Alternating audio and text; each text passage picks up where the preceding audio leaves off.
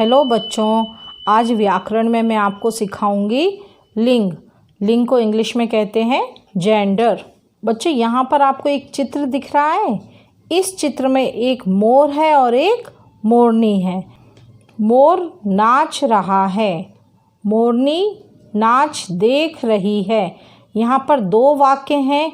अब यहाँ पर मोर शब्द जो है वो पुरुष जाति का बोध कराता है और मोरनी शब्द जो है वो स्त्री जाति का बोध कराती है। अब इसकी हम परिभाषा देख लेते हैं। शब्दों के जिस रूप से उसके पुरुष या स्त्री जाति के होने का बोध होता है उसे लिंग कहा जाता है। मतलब हम कह सकते हैं कि भाषा में प्रत्येक संज्ञा शब्द की पहचान या तो नर के रूप में होती है या मादा के रूप में। व्याकरण में इसी पहचान को लिंग कहते हैं। अब इसके दो भेद होते हैं, दो प्रकार होते हैं। पहला है पुल्लिंग और दूसरा है स्त्रीलिंग। पहले हम पुल्लिंग को देखते हैं। जो संज्ञा शब्द नर या पुरुष वर्ग के सदस्यों के बारे में बताते हैं वे पुल्लिंग वर्ग में आते हैं। जैसे आदमी, दादाजी, ट्रक, हवाई जहाज आदि। मतलब यहाँ पर जो पुल्लिंग है उसमें सभी कौन से शब्द आते हैं जो हम पुरुषों के लिए उपयोग करते हैं। दूसरा है स्त्रीलिंग। जो संज्ञा शब्द मादा या स्त्री वर्ग के सदस्यों के बारे में बताते हैं वे स्त्रीलिंग वर्ग में आते हैं। जैसे औरत, दादी जी, रेलगाड़ी, पुस्तक आदि। मतलब यहाँ पर जो भी शब्द हैं वो हमें स्त्री जाति के बारे में बताते हैं। इसलिए पुल्लिंग शब्दों को हम मैस्कुलाइन कहते हैं और स्त्रीलिंग शब्दों को हम इंग्लिश में फेमिनाइन कहते हैं। परंतु कुछ ऐसे शब्द भी होते हैं जिन्हें हम ना तो पुल्लिंग में ले सकते हैं और ना ही स्त्रीलिंग में। कुछ शब्दों के लिंग नहीं बदलते, जैसे डॉक्टर, इंजीनियर, राष्ट्रपति, प्रधानमंत्री आदि। तो इस चीज़ को भी हमें ध्यान रखना पड़ेगा कि कुछ ऐसे शब्द हैं जिनको हम स्त्रीलिंग या पुल्लिंग में नहीं ले सकते। ये दोनों में ही उपयोग होते हैं। अब एक चीज़ और मैं आपको बता देती हूँ कि कुछ ऐसे संज्ञा शब्द होते हैं जिनके लिंग के बारे में नहीं पता होता है। जैसे यहाँ पर क्या है, आम। ठीक है। अब बच्चे ने आम खाया, तो यहाँ पर हमें लिंग पता नहीं चल रहा है कि कौन सा लिंग है। बच्चे मतलब फीमेल भी हो सकती है और मेल भी, मतलब पुल्लिंग भी हो सकता है, स्त्रीलिंग भी हो सकती है। तो यहाँ पर बच्चे हैं मतलब कॉमन है। तो इसके लिए हमें उसके वाक्य को पढ़कर देखना होगा कि उसमें मेल आएगा या फीमेल, पुल्लिंग रहेगा या स्त्रीलिंग। जैसे बच्चे ने आम खाया, खाया मतलब यहाँ पर हमको देखना है कि क्या है, खाया। मतलब ये किसके लिए आएगा, आम पुल्लिंग हो गया।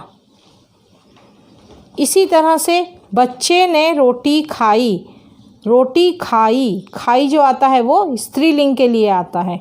इसलिए ये जो रोटी है वो हो जाएगी स्त्रीलिंग।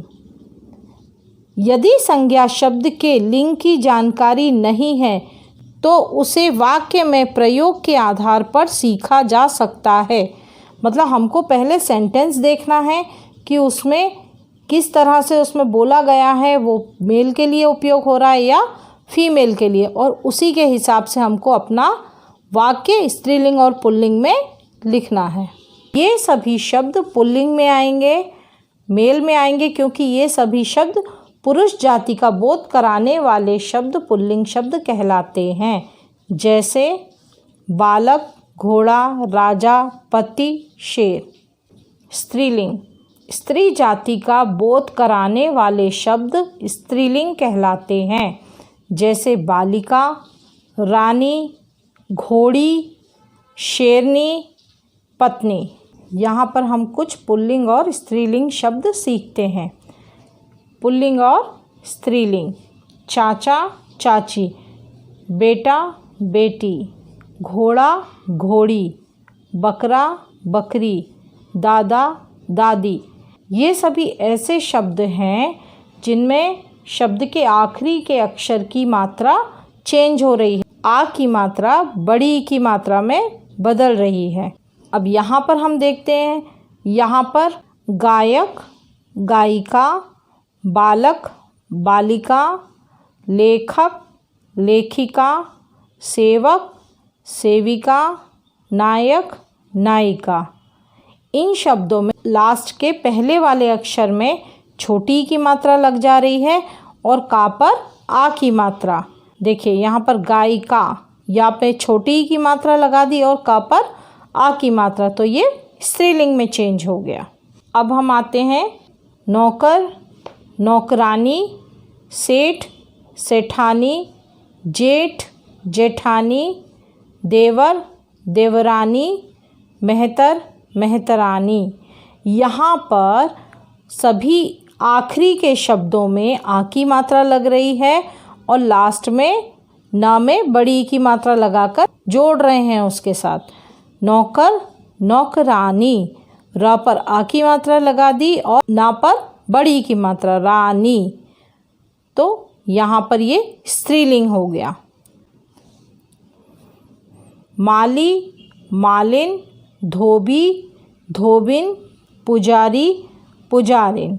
यहाँ पर भी आपने ध्यान दिया हो कि जो बड़ी की मात्रा है आखिरी अक्षर पर, वो छोटी की मात्रा में बन रही है और लास्ट में ना लग रहा है। जैसे माली, जो ल में बड़ी की मात्रा है वो छोटी की मात्रा में बदल रही है, और ना मालिन, तो ये स्त्रीलिंग हो गया। माली का स्त्रीलिंग मालिन।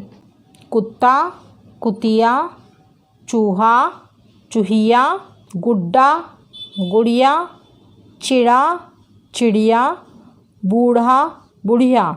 यहाँ पर देखिए आप, कुत्ता जो आखिरी का अक्षर है इसमें आ की मात्रा की जगह छोटी की मात्रा लग रही है और साथ में या लगा देते हैं, तो ये क्या हुआ, कुतिया। तो ये जो है स्त्रीलिंग में बदल गया, कुत्ता, कुतिया। उसी तरह से चूहा, जो हा पर आ की मात्रा है उसको हम छोटी की मात्रा में कन्वर्ट कर देंगे, चूही, और या जोड़ देंगे तो ये बन जाएगा चूहिया और ये स्त्रीलिंग में बदल जाएगा। चोर, चोरनी, शेर, शेरनी, भील, भीलनी, मोर, मोरनी, ऊँट, ऊँटनी। तो कुछ शब्द ऐसे हैं जिनमें ना पर बड़ी की मात्रा और जोड़ देंगे तो वो स्त्रीलिंग में बदल जाएगा। पति, पत्नी, श्रीमान, श्रीमती, बैल, गाय, पिता, माता। आशा करती हूँ कि लिंग आपको समझ में आ गए होंगे। अब हमने अभी तक क्या सीखा ये हम देखते हैं। लिंग से स्त्री या पुरुष जाति का पता चलता है।